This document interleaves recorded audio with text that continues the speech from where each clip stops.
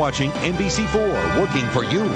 Live from the area's leading news station, this is News 4 at 4. Staying connected through email has become very common in a lot of homes and on the job, but depending on how it's used, it can be terrific or disastrous. We'll look at some email problems and possible solutions.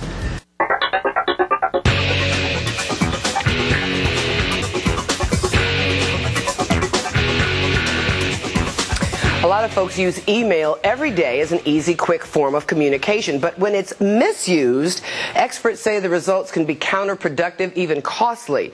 We hit the streets today to ask people what bugs them about electronic correspondence.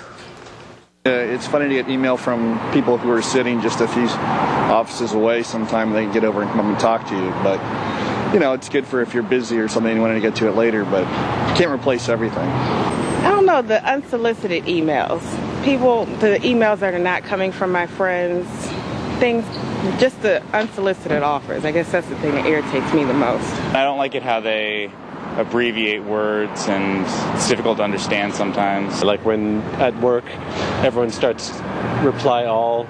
You know, they reply all to some silly email, and everyone's got to put in their 2 cents, and it just gets out of control. Well, Stop Email Abuse is one of the chapters in the book Honesty Works by Stephen Gaffney, which offers some strategies for improving communication at home and in the workplace. Stephen's company is in Arlington. He holds regular seminars on the topic, and good to have you back. Thanks for having me, Susan. Well, he says people should only use email for 4 main purposes: to communicate information, to receive information, as a form of documentation, and for friendly correspondence. Absolutely. You know, email can be a horrific form of communication and can be a great form. And as we just saw some tape, some people were identifying some major problems. Like when somebody's upset with somebody, instead of getting up and going to talk to the person, they send somebody an email a few cubicles down, and it's costing organizations a lot of time, and which ultimately affects money. Well,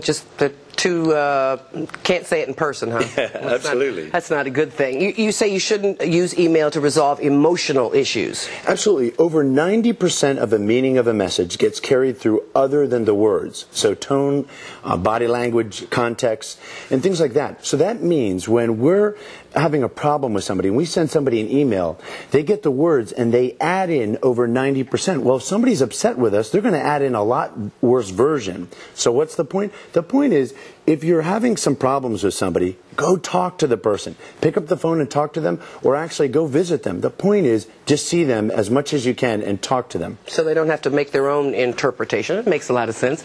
Another tip, too, write an email as you would a newspaper article. In other words, state the most pertinent information first. We always say in the news business, don't bury the lead.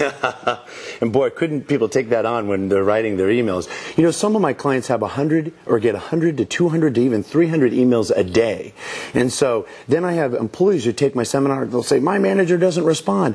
Well, here's the thing. Are you bearing the most important information, or are you having it up front? And the key is to have it up front. And in fact, use the subject heading for the main purpose of the email, and then put all the pertinent information right up in the front part of the paragraph. Okay, that makes a lot of sense.